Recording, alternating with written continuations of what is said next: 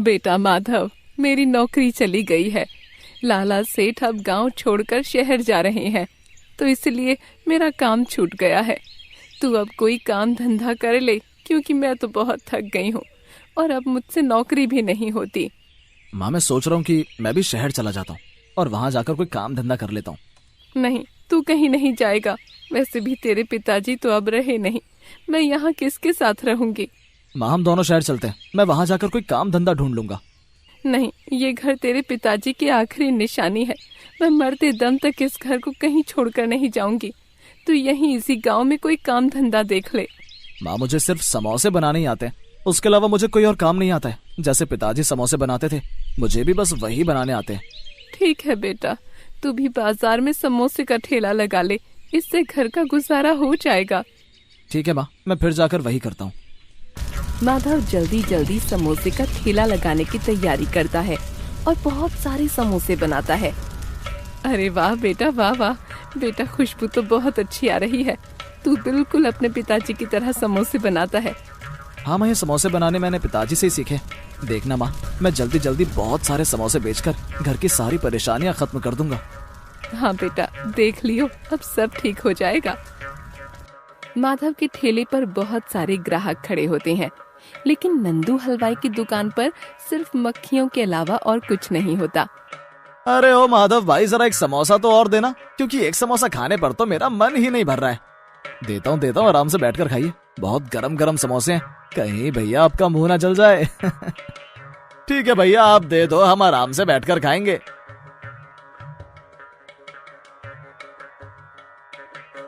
ऐसे ही एक एक करके माधव के ठेले से सारे समोसे बिक जाते हैं और सभी ग्राहक आराम से बैठकर और स्वाद से समोसे खाते हैं। ये समोसे जो नहीं खाएगा वो बहुत पछताएगा। क्यों, सही कहा ना मैंने कुमती चाची? हाँ हाँ बेटा, तू सही कह रहा है। मैंने पहले भी इसकी बगल वाली दुकान से समोसे खाए हैं, लेकिन इस पूरे गांव में ऐसी कोई दुकान या ठेला नहीं है जिस पर इतने अच्छे समोसे मिलते हो। ये समोसे बहुत लाजवाब हैं। हाँ चाची, यहाँ के समोसे जो कोई भी खाएगा वो बार बार मांगेगा। माधव जल्दी से सारे के सारे समोसे बेचकर अपने घर चला जाता है।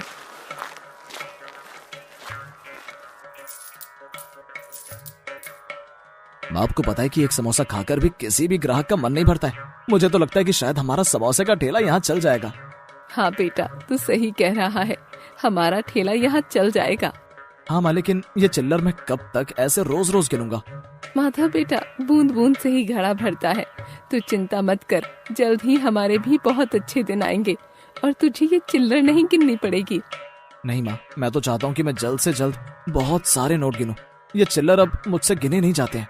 बेटा, ऐसे रातों रात बड़ा आदमी नहीं बना जाता।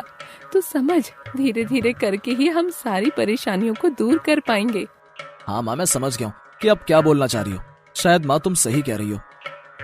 अगले दिन माधव बाजार में ठेला लगाता है और उसके ठेले पर ग्राहकों की भीड़ लगी होती है। ये देखकर नंदू हलवाई अपने कारीगर छोटे लाल से कहता है, देख रहे हो छोटे लाल, सभी ग्राहक कैसे दौड़ दौड़ कर उस नए समोसे वाले के पास जा रहे हैं और मेरे पास कोई भी नहीं आ रहा है। लेकिन ये भूल गए हैं कि जो पुराना होता है वही अच्छा होता है। बाकी तो बेकार सामान मिलाकर समोसे बेच रहे हैं। ये सब बातें नंदू माधव को सुना रहा होता है। लेकिन मालिक, यहाँ तो सभी लोग उस ठेले वाले के समोसे की तारीफ कर रहे हैं। हाँ, अभी तो सही है, लेकिन कल को जब सबका पेट खराब होगा ना, तब सबको पता लगेगा कि किसके समोसे बेकार हैं और किसके समोसे अच्छे हैं। नंदू ये सब बातें माधव को सुना रहा होता है। ये सब सुनकर माधव गुस्से में अपने मन ही मन में बोलता है, ये बस मेरे काम को बंद करने के लिए झूठी अफवाह फैला रहा है। ऐसा करने से मेरे समोसे बेचने का धंधा बंद नहीं हो सकता है। मुझे पता है कि जो भी सच्चाई के रास्ते पर चलता है उसके साथ कभी कुछ गलत नहीं हो सकता है। जो बुरा करता है, भगवान उन्हें वक्त आने पर सही जवाब दे देता है। सरपंच नंदू की दुकान के आगे आकर रुक जाता है। आइए आइए सरपंच जी, क्या चाहिए आपको, मुझे बताइए। आइए, मेरे पास सब चीजें हैं, अच्छी और शुद्ध। कोई भी मिलावटी वाली चीज मैं नहीं रखता हूँ। अरे नहीं रे, मैं तो माधव समोसे वाले का ठेला ढूंढ रहा हूँ। मैंने सुना है कि उसके ठेले पर स्वादिष्ट समोसे मिलते हैं। तुझे पता है क्या कहाँ पर है ठेला उसका? नंदू और सरपंच की बातें सुनकर माधव सरपंच को अपने ठेले के पास बुलाता है और कहता है, आइए सरपंच जी आइए, मैं ही हूँ माधव समोसे वाला। क्या तुम ही समोसे वाले माधव हो जिसके समोसे पूरे गांव में मशहूर हैं? जी सरपंच जी, आप बिल्कुल सही जगह पर आए हैं। आइए बैठिए, थोड़ा ठंडा पानी पीजिए और समोसे खाइए। हाँ ठीक है, मैं बैठ जाता हूँ। मैंने तुम्हारे समोसे की बहुत तारीफ सुनी है, इसलिए मैं यहाँ पर तुम्हें बहुत बड़ा ऑर्डर देने आया हूँ। 2 दिन बाद मेरे बेटे का जन्मदिन की पार्टी है, इसलिए मैं तुम्हें 1000 समोसे का ऑर्डर देने आया हूँ। सरपंच के ऑर्डर के बारे में सुनकर नंदू के तो होश उड़ जाते हैं। आप चिंता मत कीजिए, मैं आपको 1000 समोसे बनाकर समय पर आपके घर भिजवा दूंगा। हाँ ठीक है, मेरे घर पर भिजवा देना। ऐसा कहकर सरपंच वहाँ से चला जाता है। हे राम, मैंने माधव के धंधे को बंद करने के लिए कितने प्रयत्न किए, लेकिन कुछ भी काम नहीं आया। हाय राम, ऐसे तो वो और मशहूर हो जाएगा। नहीं, मैं ऐसा नहीं होने दूंगा। मैं उसे मेरे बरसों की मेहनत पर ऐसे पानी नहीं फेरने दूंगा। मुझे कुछ करना पड़ेगा। क्या करूं, समझ नहीं आ रहा है कि मैं ऐसा क्या करूं जिससे एक तीर से 2 निशाने लग जाएं। सरपंच जी का ऑर्डर भी मुझे मिल जाए और माधव का धंधा भी बंद हो जाए। हाँ, एक उपाय सूझा है मुझे। अगले दिन माधव सरपंच के बेटे के जन्मदिन की पार्टी के लिए मेहनत से समोसे बना रहा होता है। अरे बेटा माधव, खाना तो खा ले, सुबह से ये समोसे बनाने में लगा हुआ है। आजा चल, मैंने तेरे लिए खाना गर्म कर दिया है, खाना खा ले और थोड़ी देर आराम भी कर ले। चल आजा।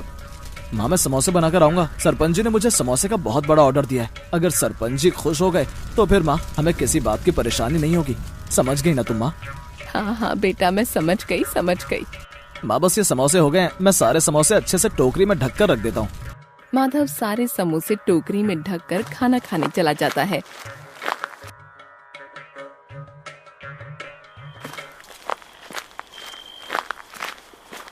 हाँ, यहाँ बना रखे हैं इसने समोसे। अभी इन समोसे को ठिकाने लगाता हूँ। नंदू अपने पॉकेट में से एक शीशी निकालता है और सारे समोसों पर छिड़क देता है। मजा आएगा। अब देखता हूँ माधव सरपंच के यहाँ समोसे कैसे देकर आता है। सुबह होते जब माधव ये सब देखेगा तो उसकी शक्ल देखने वाली होगी। नंदू के समोसों पर दवाई छिड़कने से सारे समोसे सड़ जाते हैं और उनमें से बदबू आने लगती है। अगले दिन। माँ, ओ माँ, मैं सरपंच जी के यहाँ समोसे देने जा रहा हूँ। माधव जैसे ही समोसे उठाने के लिए बाहर आता है, समोसों में से आ रही बदबू को देखकर वो एकदम हक्का बक्का रह जाता है। अरे माँ, ओ माँ, देखो ये समोसे को क्या हो गया है? अरे बेटा, क्या हुआ? तू ऐसे क्यों चिल्ला रहा है? क्या हुआ? अरे माँ देखो तो, मैंने तो रात को इन्हें ढक कर रखा था, शायद इसलिए इनमें से बदबू आ रही है। हाय, अब मैं क्या करूँ? हाय सत्यानाश! अरे बेटा, अब क्या होगा? माँ, मैं सरपंच को क्या मुंह दिखाऊंगा? अब बोलो ना माँ, मैं क्या करूँ? मैंने अब अगर शाम तक समोसे नहीं भेजे तो मेरी बहुत बदनामी हो जाएगी। हाय माँ, अब मैं क्या करूँ? वो दोनों माँ बेटे रो ही रहे थे कि तभी एक बुढ़िया अम्मा उनके घर के बाहर आकर बोलती है, अरे कोई है, जरा मुझे 1 गिलास पानी तो पिला दो, बहुत गर्मी हो रही है। बहुत देर से मैंने ना कुछ खाया है ना कुछ पिया है।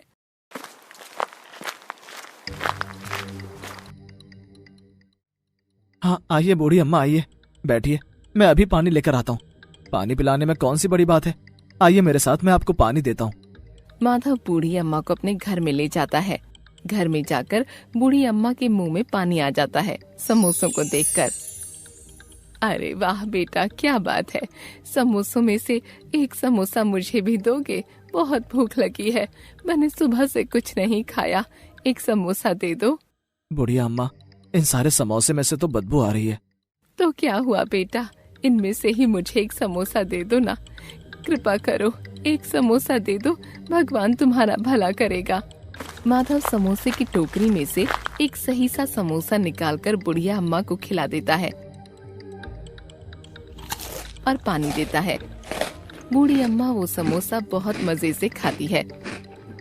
अरे वाह बेटा, ये समोसे तो खाने में बहुत अच्छे हैं, बहुत स्वादिष्ट समोसे बनाए हैं। मेरा तो एक समोसे खाकर मन ही नहीं भरा। बूढ़ी अम्मा, ये तो ठीक है, लेकिन मेरे साथ एक बहुत बड़ी समस्या हो गई है। पता नहीं कैसे ये सारे समोसे में से बदबू आ रही है। मैं अब कैसे सरपंच जी को अपना मुंह दिखाऊंगा? बेटा तू परेशान मत हो, जो मेहनत करता है उसको मेहनत का फल अवश्य मिलता है। तुम परेशान मत हो, बताओ मैं तुम्हें मेरी भूख और प्यास बुझाने का क्या दूं? बुढ़िया अम्मा माधव को अपनी टोकरी देती है। तुम ये टोकरी ले लो बेटा, शायद ये तुम्हारे किसी काम आ जाए। ठीक है बेटा, अब मैं चलती हूँ। ठीक है बूढ़ी अम्मा, आप आराम से जाइएगा।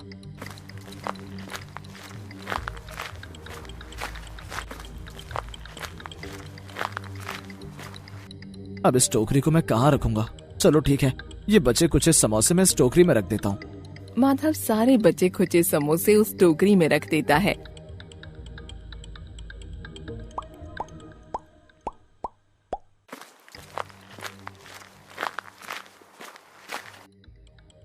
अरे बेटा, तू ये क्या कर रहा है? ला दे, मैं ये सारे समोसे बाहर फेंक आती हूँ। इन सबको तो माँ तुम बाहर गिर दोगी। हाँ ला दे बेटा, मैं इन सबको बाहर फेंक कर आती हूँ। वो एक एक करके सारे समोसे टोकरी में से बाहर निकालता है, लेकिन टोकरी में से समोसे निकलना खत्म ही नहीं होते। ऐसा करते करते उसकी 2-3 बड़ी बड़ी परातें समोसों से भर जाती हैं, लेकिन टोकरी में से समोसे निकलना खत्म नहीं होते।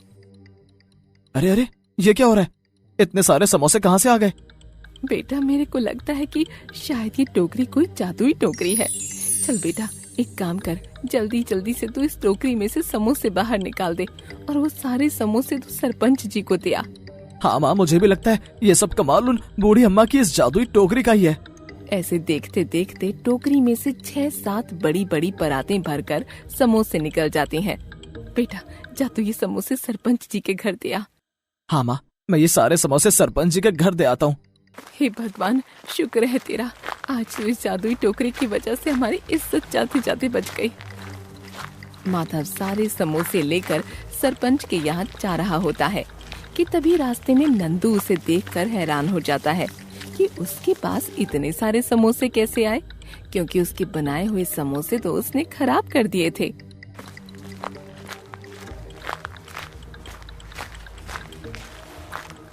ये लीजिए सरपंच जी, आपके ऑर्डर किए हुए सारे समोसे। क्या बात है माधव, तुमने तो सारे समोसे समय पर बनाकर दे दिए। ये लो तुम्हारी मेहनत का फल। माधव वो सारे समोसे सरपंच को दे देता है और सरपंच उसे पैसों से भरी पोटली देता है। धन्यवाद सरपंच जी। चलो, अब तो सारी परेशानियां ही खत्म हो गई। सरपंच जी ने खुश होकर मुझे इतना बड़ा तोहफा दे दिया है। चलो ये जाकर मैं माँ को दिखाता हूँ, माँ बहुत खुश हो जाएगी।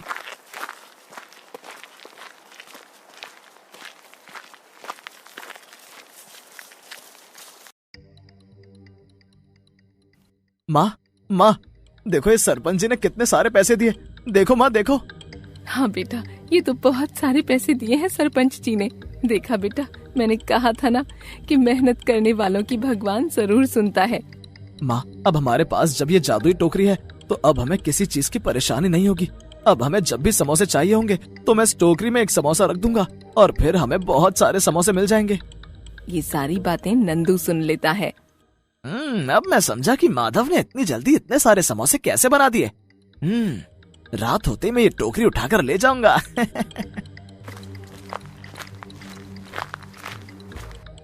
चल बेटा, अब तू कुछ खा ले, तूने सुबह से कुछ नहीं खाया।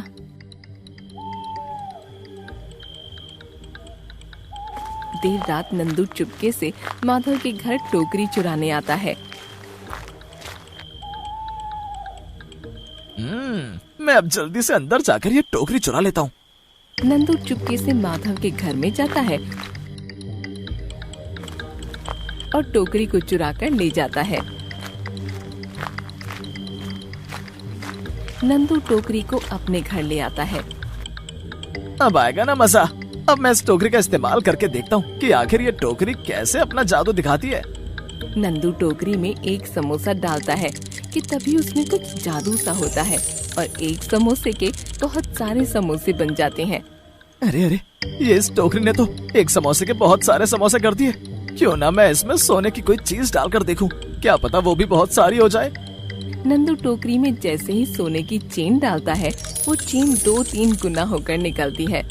अरे अरे, ये क्या, इसने तो ये इस चेन की 2-3 गुना चेन बना दी। मैं इसमें अब घर के सारे सोने के जेवर डाल देता हूँ, जिससे मैं बहुत बड़ा अमीर आदमी हो जाऊंगा। नंदू टोकरी में जैसे ही घर की सारी सोने की चीजें डालता है, वैसे ही टोकरी में से डरावनी आवाज आती है और जादुई रोशनी निकलने लगती है। अरे अरे, ये क्या हो रहा है? ये इसमें से कैसी आवाजें आ रही हैं और ये कैसी रोशनी सी निकल रही है? थोड़ी देर में टोकरी से धुआं निकलता है और नंदू की सारी सोने की चीजें टोकरी में से गायब हो जाती हैं। अरे अरे अरे, ये क्या हो गया? ये इसमें से सारे सोने की चीजें कहाँ गई?